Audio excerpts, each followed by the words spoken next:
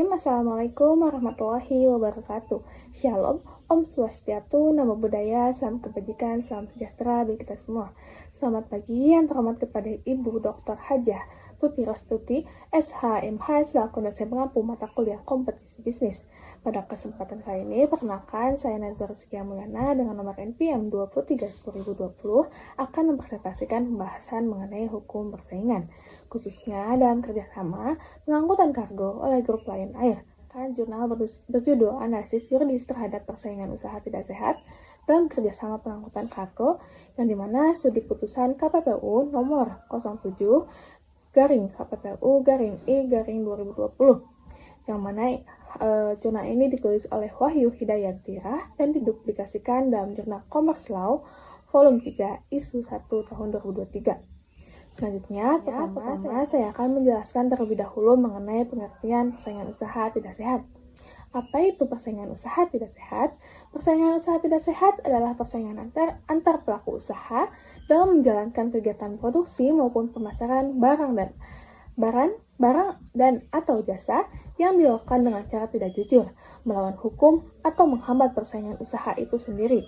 Jadi, pada dasarnya persaingan bisnis memang wajar terjadi, tetapi ketika dilakukan dengan cara yang merugikan pihak lain dan merusak mekanisme pasar, maka hal tersebut masuk ke dalam kategori persaingan usaha. Dasar hukum yang digunakan dalam pembahasan adalah pasal 19 huruf D Undang-Undang Nomor 5 Tahun 1999 tentang larangan praktik monopoli dan persaingan usaha tidak sehat. Dalam pasal tersebut dijelaskan bahwa pelaku usaha dilarang melakukan satu atau beberapa kegiatan, baik sendiri maupun bersama pelaku usaha lain, yang dapat mengakibatkan terjadinya praktik monopoli atau persaingan usaha tidak sehat.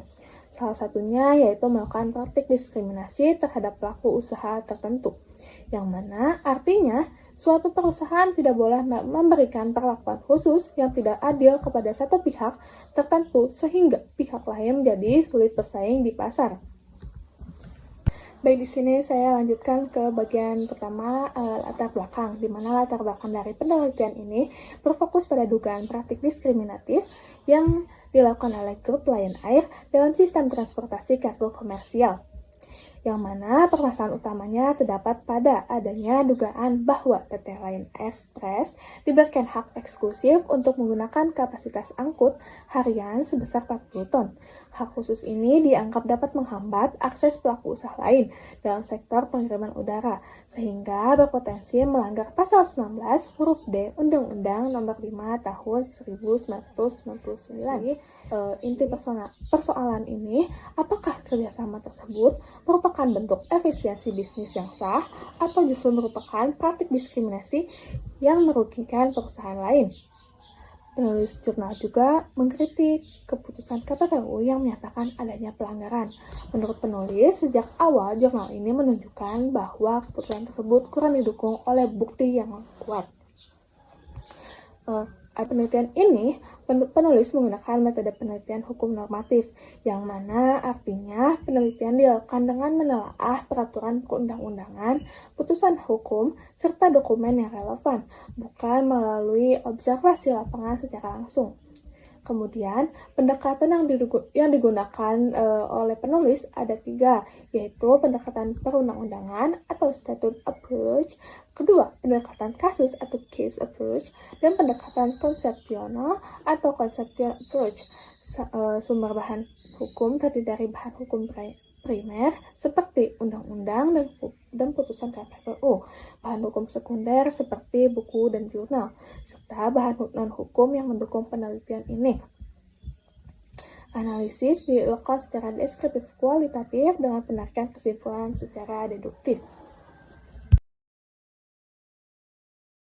Selanjutnya terkait temuan dari penelitian ini, yang mana penulis menyimpulkan bahwa putusan KPPU tidak sepenuhnya sejalan dengan bukti yang muncul di persidangan.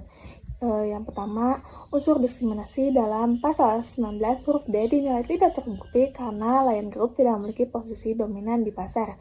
Berdasarkan fakta persidangan, pangsa pasar Lion Group hanya sebesar 44%, sedangkan Garuda Group justru lebih besar, yaitu 54%. Dengan kondisi tersebut, sulit menyatakan bahwa Lion Group memiliki kekuatan dominan untuk mengendalikan pasar. Kedua, tuduhan mengenai pemberian hak eksklusif kepada Lion Express juga tidak terkonfirmasi secara kuat.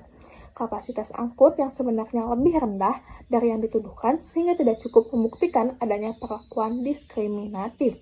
Ketiga, kenaikan harga jasa kargo atau SMU ternyata lebih dipengaruhi oleh faktor eksternal seperti kenaikan BBM dan melemahnya nilai tukar rupiah, bukan karena tindakan diskriminatif dari Lion Group.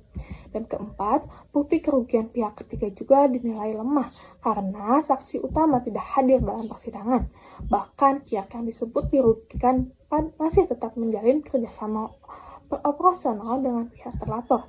Karena itu, penulis berpendapat bahwa sanksi administratif yang dijatuhkan oleh KPPU menjadi kurang tepat secara hukum karena unsur pelanggarannya belum terbukti secara meyakinkan. Selanjutnya, terkait analisis saya sebagai mahasiswa hukum terhadap jurnal. Baik, selanjutnya terdapat analisis kritis saya sebagai mahasiswa hukum, yang mana jurnal ini cukup baik karena tidak hanya menjelaskan isi putusan, tapi juga memberikan kritik terhadap pertimbangan hukum KPPU.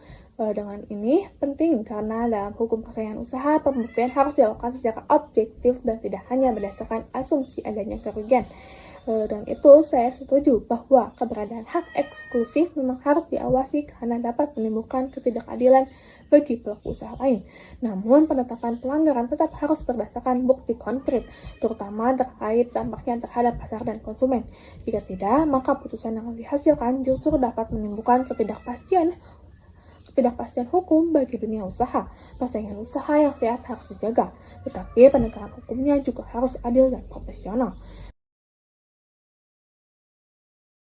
Dengan itu, adapun relevansi jurnal ini terhadap materi perkuliahan mata kuliah kompetisi bisnis, yang mana khususnya pada pembahasan mengenai persaingan usaha tidak sehat, posisi dominan, dan praktik diskriminasi dalam hukum bisnis, yang mana kasus Lion Air ini menjadi contoh nyata bagi hukum persaingan usaha diterapkan dalam sektor transportasi dan logistik.